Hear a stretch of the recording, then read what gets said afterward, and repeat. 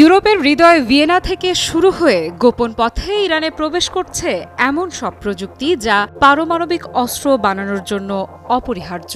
সাম্প্রতিক এক অনুসন্ধানী প্রতিবেদনে উঠে এসেছে ইরানের organisation of defensive innovation and research সংক্ষেপে এসপিএনডি এর হয়ে কাজ করছে এক ছায়াযুদ্ধের জাল, যার শাখা প্রশাখা ছড়িয়ে আছে তেহরান থেকে ইউরোপের বুকে পর্যন্ত। এসপিএনডি ইরানের প্রতিরক্ষা মন্ত্রণালয়ের অধীনে থাকা এমন একটি সংস্থা যাকে যুক্তরাষ্ট্র বহু বছর ধরেই পারমাণবিক অস্ত্র কর্মসূচির উত্তরসূরি হিসেবে দেখছে। তাদের বিরুদ্ধে আছে বহু আন্তর্জাতিক নিষেধাজ্ঞা, অভিযোগ। এরা এমন সব গবেষণা আর উন্নয়ন চালাচ্ছে যা সরাসরি পারমাণবিক অস্ত্র এবং এর বাহন তৈরির জন্য ব্যবহৃত হতে পারে। তথ্য বলছে এই নেটওয়ার্ক মূলত কিনছে ডুয়াল ইউজ ও সামরিক মানের সরঞ্জাম, যার মধ্যে রয়েছে নিউট্রনিক্স প্রযুক্তি, যেটা দিয়ে পারমাণবিক চুল্লির চেইন রিঅ্যাকশন নিয়ন্ত্রণ করা যায়, আবার সামরিক প্রয়োগে নিউট্রন উৎপাদন ও অস্ত্র নকশায়ও ব্যবহার সম্ভব। অর্থাৎ এই সরঞ্জাম কিনলে তা যেমন বিদ্যুৎ কেন্দ্রের নিরাপত্তা দিতে পারে, তেমনি যুদ্ধক্ষেত্রে ভয়ঙ্কর ক্ষমতাও এনে দিতে পারে। ইরানের ভেতরে এই ক্রয় বিক্রয়ের কেন্দ্র হল ইসাতিস নামের একটি গ্রুপ। কোম্পানির নথি আর বিশ্ববিদ্যালয়ের রেকর্ড ঘেটে দেখা গেছে এসপিএনডির দুই সদস্য হাদি জাকেরি খাতির ও ইব্রাহিম হাজি ইব্রাহিমি সরাসরি যুক্ত আছেন ইসাতিস দানেস তলিদ তাজহিজ নামের প্রতিষ্ঠানের সঙ্গে। খাতির ইরানের আইআরজিসি সংযুক্ত একটি বিশ্ববিদ্যালয়ের শিক্ষক এবং প্রতিষ্ঠানের ভাইস চেয়ারম্যান, আর হাজি ইব্রাহিমি একজন টেকনিক্যাল ইঞ্জিনিয়ার যিনি নিউক্লিয়ার ফিউশন গবেষণায় অভিজ্ঞ।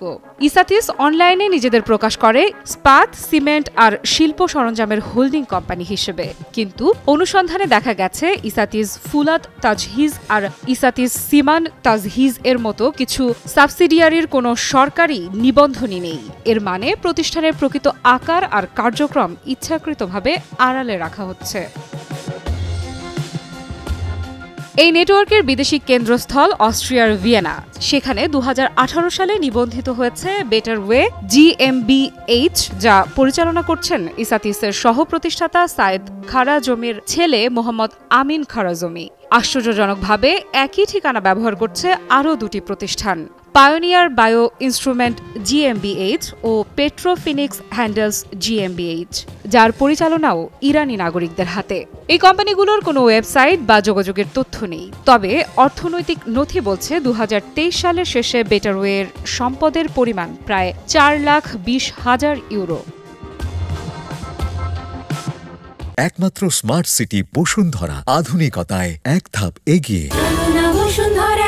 এসপিএনডিকে ঘিরে এই গোপন কর্মকাণ্ডের পেছনে রয়েছে রাজনৈতিক ছায়া। জুন মাসে 12 দিনের যুদ্ধে ইসরায়েলি হামলায় এসপিএনডির বেশ কয়েকটি স্থাপনা ধ্বংস হয়, প্রাণ হারান একাধিক পারমাণবিক বিজ্ঞানী। কিন্তু শুধু হামলায় থেমে থাকেনি এই গল্প। 2024 সালে ইরানের পার্লামেন্ট এক আইন পাশ করেছে যা এসপিএনডিকে সরাসরি সর্বোচ্চ নেতার অধীনে নিয়ে এসেছে। এর ফলে প্রতিষ্ঠানটির বাজেট এখন সংসদের নজরদারি থেকে মুক্ত এবং একাডেমিক ও বাণিজ্যিক খাতেও তারা আইনগত সুরক্ষা নিয়ে নিজেদের প্রতিষ্ঠান তৈরি করতে পারবে। অর্থাৎ ভবিষ্যতে এই ধরনের গোপন ক্রয় বিক্রয় আর আন্তর্জাতিক জালের কার্যক্রম চালিয়ে যাওয়া আরও সহজ হয়ে গেল। এই অনুসন্ধান ইঙ্গিত দিচ্ছে ইরানের পারমাণবিক কর্মসূচির আড়ালে চলছে এক সুসংগঠিত পদক্ষেপের কৌশল। ভিয়েনার একটি ফ্ল্যাট থেকে শুরু হওয়া এই সরবরাহ শৃঙ্খল শেষ পর্যন্ত পৌঁছে যাচ্ছে তেহরানের গভীর ল্যাবরেটরিতে, যেখানে হয়তো নীরবে তৈরি হচ্ছে পরবর্তী ভূ রাজনৈতিক ভূমিকম্পের বীজ। আফরিদা ইফরাত, নিউজ 24।